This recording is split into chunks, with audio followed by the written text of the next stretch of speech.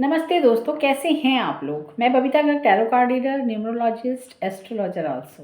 Hope so आप सब अच्छे होंगे और अपनी लाइफ में अच्छा कर रहे होंगे। फ्रेंड्स, टॉक विद बबीता में आप सबका स्वागत है। फ्रेंड्स, आज जिस टॉपिक पे मैं आपसे डिस्कशन करने वाली हूँ वो टॉपिक है कि क्या अकेला रहना सज़ा है।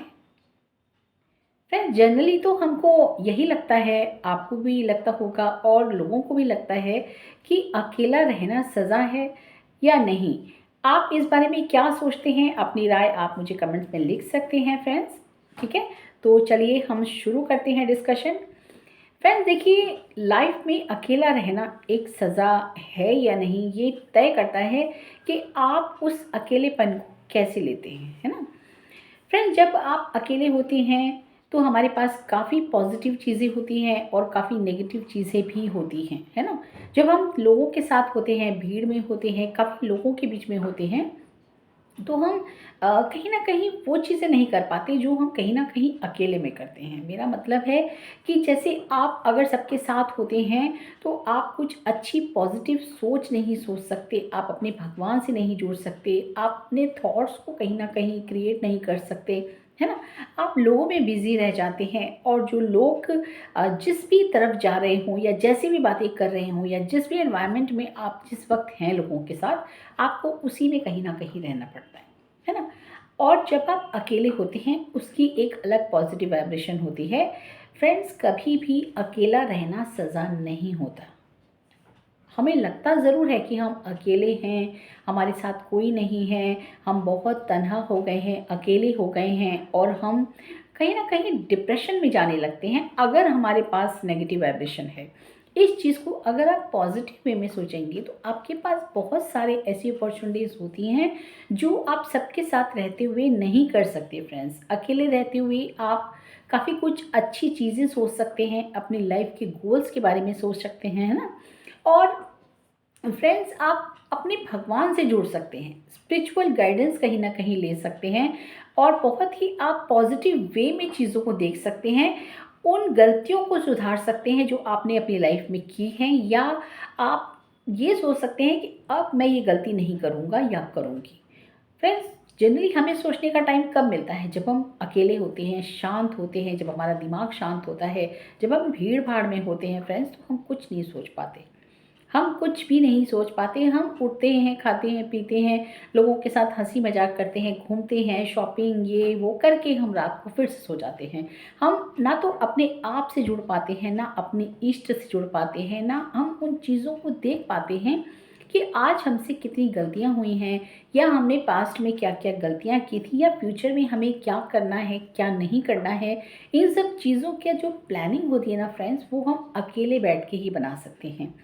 हम समझ सकते हैं कि हमें आगे क्या करना है, कैसे करना है।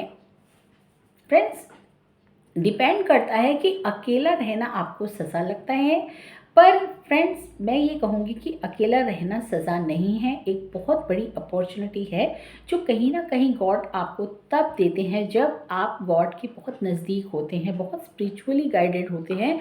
तभी गॉड आपको ये अपॉर्चुनिटी देते हैं ताकि आप गॉड से डायरेक्ट जुड़ सके, इंट्यूटिव हो सके, और गॉड जो आपको समझाना चाहते हैं, भगवान जो आपको समझाना चाहते हैं, जो मैसेज आपको देना चाहते हैं, आपकी लाइफ से जुड़े हुए, आपके आपकी लाइफ से जुड़े हुए या समाज से जुड़े हुए जो भी थॉट्स होते हैं फ्रेंड्स, वो कहीं ना कहीं आपको भगवान देते हैं।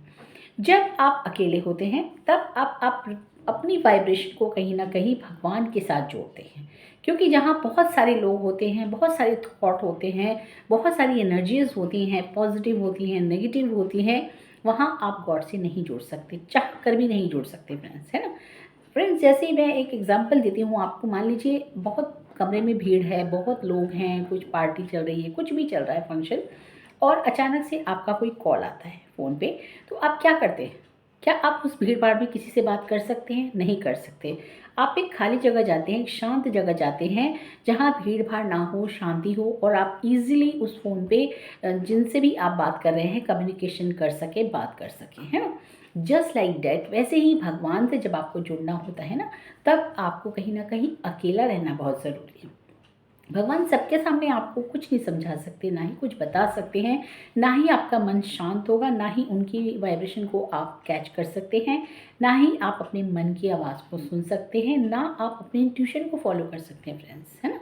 मैं ये नहीं कहूँगी कि आप पार्टी जाना छोड़ दीजिए, आप भीड़ में रहना छोड़ दीजिए, लोगों के साथ रहना छोड़ दीजिए फ्रेंड्स, ये बिल्कुल भी मत कीजिए आप। बट अगर कभी आपको लाइफ में अकेले रहने का मौका मिलता है फ्रेंड्स, मैं मौका ही कहूँगी इसे, तो आप उसको यूटिलाइज़ कीजिए, उसको सज़ा मत समझिए। आप ये मत समझिए कि मैं दुनिया से अलग हो गया हूँ या हो गई हूँ और अब मुझे अकेला रहना पड़ रहा है, मेरे साथ कोई नहीं है। आप बिल्कुल ये मत सोचिए, क्योंकि जब आप अकेले होते हैं तो आपके साथ स्वयं भगवान होते हैं। उस टाइम आपको नहीं दिखेंगे, वो आपके चारों तरफ होते हैं। और आप जब आराम से बैठ के अपने गॉड के साथ कनेक्ट होते हैं ना फ्रेंड्स, तो आप कहीं ना कहीं बहुत कुछ देख पाते हैं, सुन पाते हैं। भले ही उस कमरे में बहुत शांति हो, कोई ना बोल रहा हो, फिर भी आप बहुत कुछ सुन पाते हैं। अगर आपको ये सब चीज़ें हो रही हैं या आपकी लाइफ में ये सब कुछ चल रहा है, तो इसका मतलब है कि आप बहुत ज़्यादा भाग्यशाली हैं, है ना। और जैसे जैसे आप भगवान से जुड़ते जाएंगे, स्पिरिचुअलिटी से जुड़ते जाएंगे, कनेक्ट होते जाएंगे गॉड गॉड से, वैसे वैसे आप देखेंगे कि आपको अकेले ही रहने का मन करेगा, आपको भीड़ भाड़ से बहुत दूर जाने का मन करेगा। आपने देखा जो ऋषि मुनि होते हैं, बड़े बड़े साधु महात्मा होते हैं, वो जंगलों में जाके, पहाड़ों पे जाके अकेले एकांत में क्यों बैठ के अपना तपस्या करते हैं। वहाँ तो वो भीड़ में नहीं रहते ना, वो तपस्या इसीलिए करते हैं क्योंकि वहाँ उनको कहीं ना कहीं भगवान से जुड़ना होता है। तो इसलिए आप अब कभी भी लाइफ में अकेले हों या आपको अकेले होने का कभी भी चांस मिले कुछ भी, तो आप उसको नेगेटिव वे में ना लेके आप उसको पॉजिटिव वे में लीजिए, है ना। अकेला रहना एक बहुत अच्छी चीज़ है। आप भगवान से जुड़ सकते हैं, आप अपने थॉट को, जो भी आपने सोचा है उसके लिए कुछ प्लानिंग कर सकते हैं, उसे क्रिएट कर सकते हैं पॉजिटिव वे में। अपने लिए, अपने समाज के लिए, अपने लोगों के लिए आप बहुत कुछ सोच सकते हैं, करने की प्लानिंग भी बना सकते हैं, है ना। बट उसको नेगेटिव वे में नहीं लेना आपको, है ना।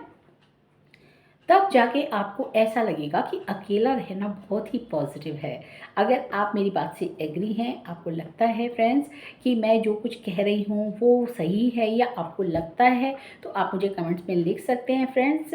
मैं आपको फ्रेंड बहुत इजी वे में चीज़ों को समझाने की कोशिश करती हूँ। बहुत बड़े बड़े वर्ड्स मैं लेके नहीं आती हूँ इंग्लिश के, या बड़े बड़े मैं कुछ भी लेके नहीं आती हूँ। बहुत ही एक नॉर्मल भाषा में मैं आपको समझाने की कोशिश करती हूँ, ताकि ये जो छोटी छोटी चीज़ें हैं ना ज़िंदगी की, आप उसे इजीली समझ सके, सीख सके, और उस चीज़ से कहीं ना कहीं फ्रेंड्स अपनी लाइफ में बेनिफिट ले सके। इसलिए अकेले रहना बिल्कुल भी सज़ा नहीं है, आप उसे सज़ा मत समझिए।